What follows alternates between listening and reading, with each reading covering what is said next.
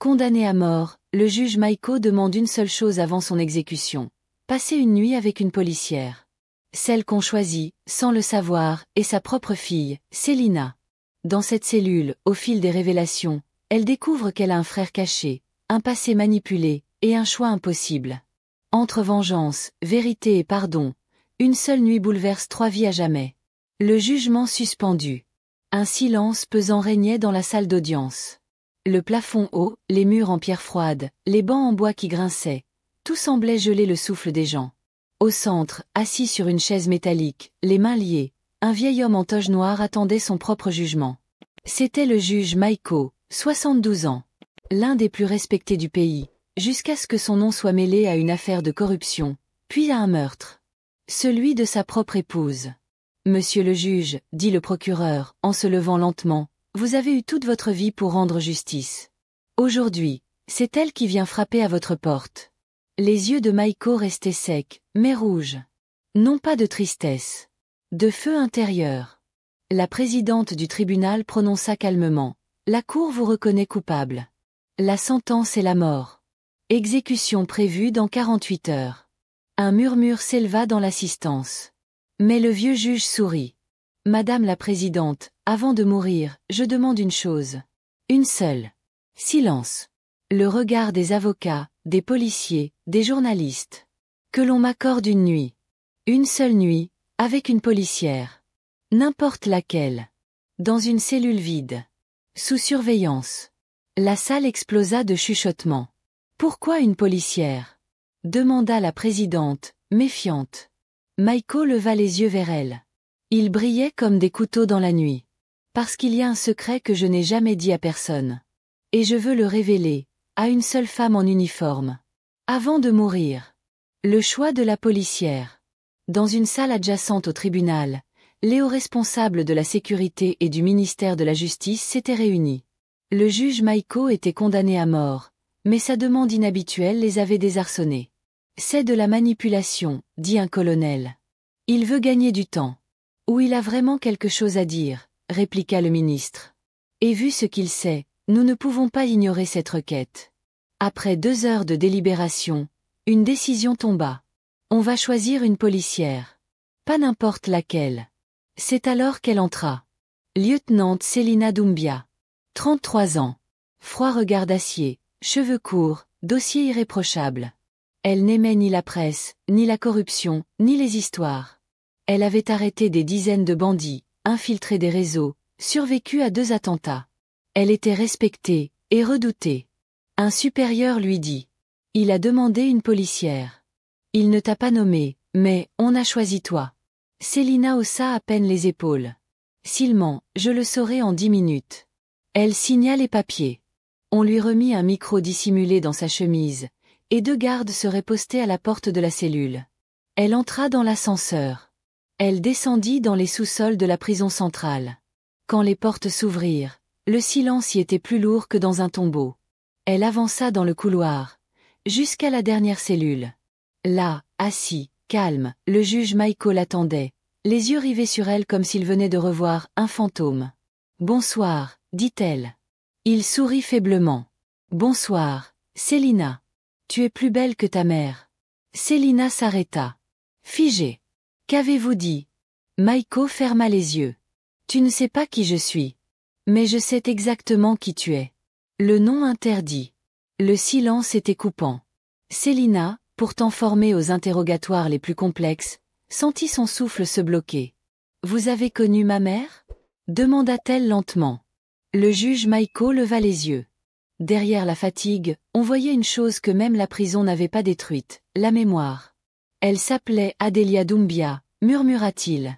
Elle était brillante. Étudiante en droit. Belle comme une prière bien récitée. Célina serra les poings. Personne ici ne connaît ce nom. Pas même mes collègues. Pourquoi vous? Maiko baissa les yeux vers ses mains, tremblantes. Parce que j'ai été, le monstre de sa vie. Un frisson glacial remonta dans le dos de la lieutenante. Continuez. Le vieil homme inspira profondément. Elle et moi, on s'est rencontrés dans les années 90. Elle avait 21 ans. Moi. 43 mariée. Puissant. Déjà juge. Elle croyait en la justice. Moi, j'étais la justice. Du moins, c'est ce que je lui faisais croire. Célina recula légèrement, les mâchoires serrées. Vous l'avez agressée? Maïko secoua la tête. Non. Mais j'ai détruit sa vie autrement. Elle est tombée enceinte de moi. Et quand elle m'a annoncé la nouvelle, je l'ai fait transférer, menacer, rejeter, humilier. Elle a quitté la ville. Personne ne savait où elle était partie.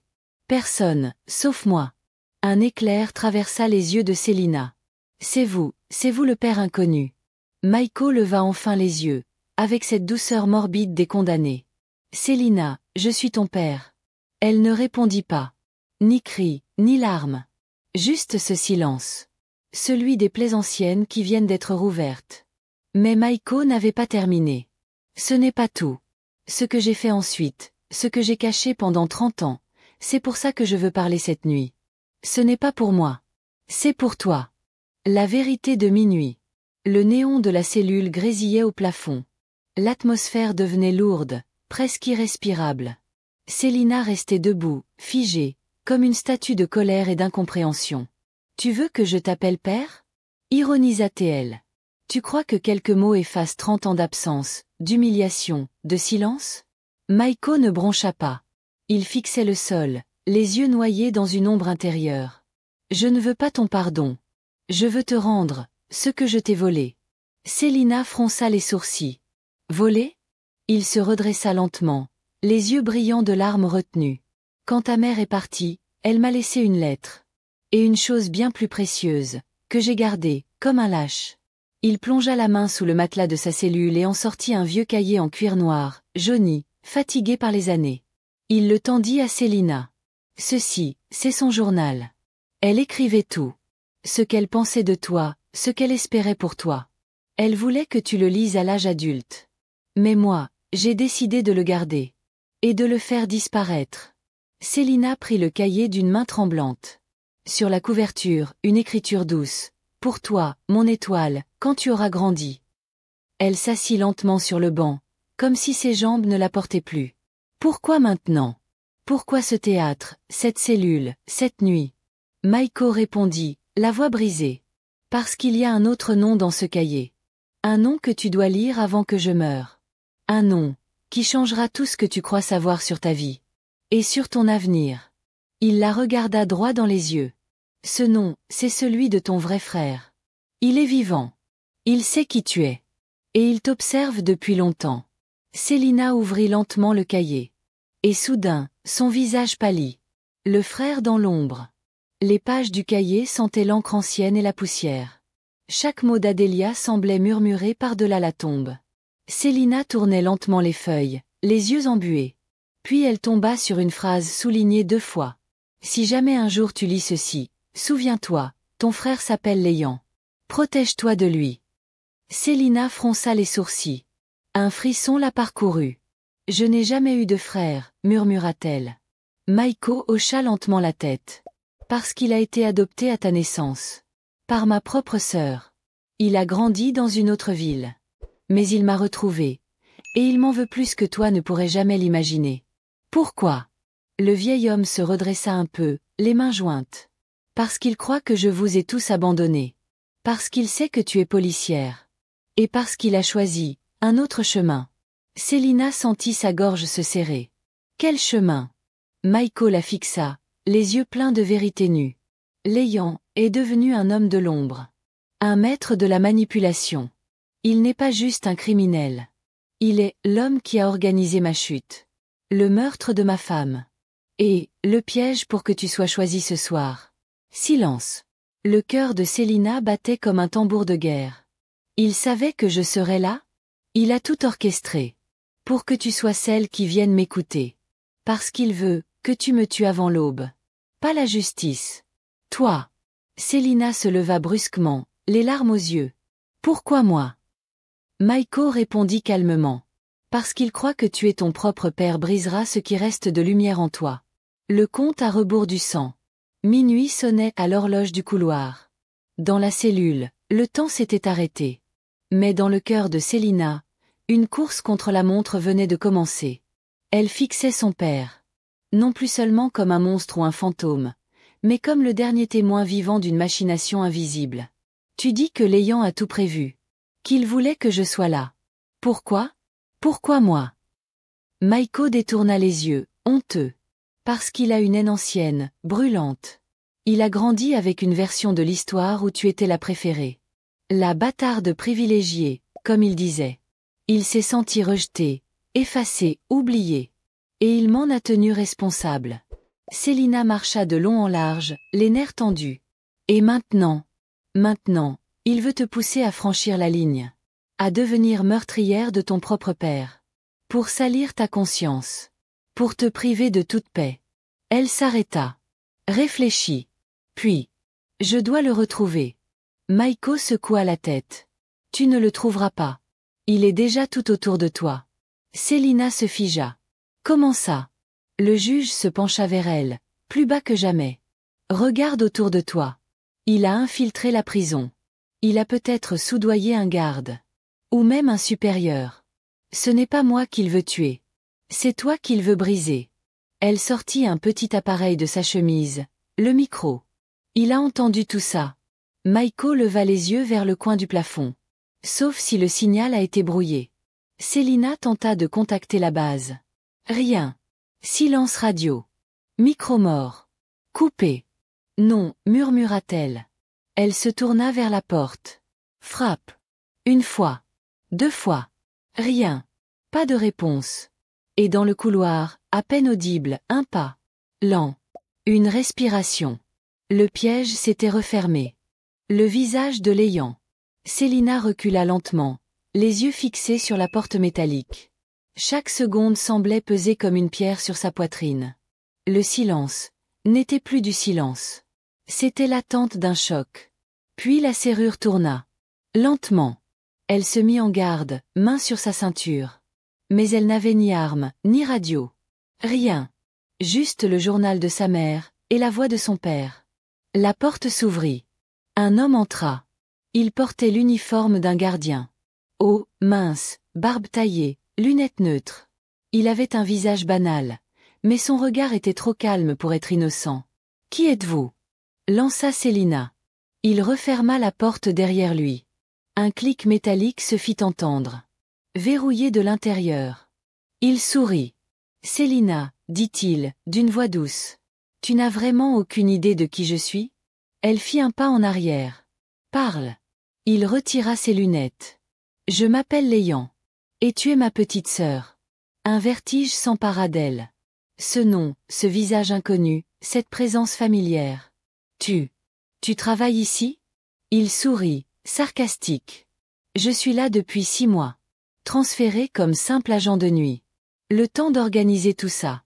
D'attendre ce moment. » Célina le fixa, le cœur au bord de l'explosion. « Tu veux quoi? Me voir tuer notre père de mes mains? » « Non, répondit-il. Je veux que tu choisisses. Que tu décides si tu es sa fille, ou une policière. » Il sortit lentement un pistolet silencieux de sa ceinture. « Voilà. L'arme. Un seul tir. Tu effaces 30 ans d'humiliation. Tu prends ta revanche. Tu deviens libre. » Il lui tendit l'arme. « Et si je refuse ?» L'ayant haussa les épaules. « Alors je le fais moi-même.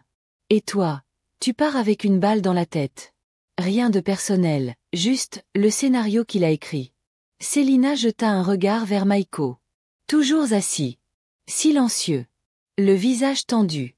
La décision n'était plus judiciaire. Elle était sang et cœur. Une seule balle, 2 destins. Célina regarda longuement le pistolet tendu vers elle. Elle ne tremblait pas. Mais quelque chose en elle s'effondrait, une dignité qu'on avait bâtie sur un mensonge. « Tue-le » dit l'ayant, calmement. « Il ne mérite pas ta larme. Ni ton pardon. Il t'a volé ta mère, ton enfance, ton frère, et ton avenir. » Célina répondit froidement. « Et toi? Tu penses vraiment que me manipuler te rend meilleur que lui ?» Il ne répondit pas. Le silence fut coupé par une voix faible. Celle du juge Maiko. « Léan, ce que j'ai fait était impardonnable. Mais je veux que tu saches une chose. Ce soir, je suis prêt à mourir. Mais pas par ses mains. Pas par celle de ma fille.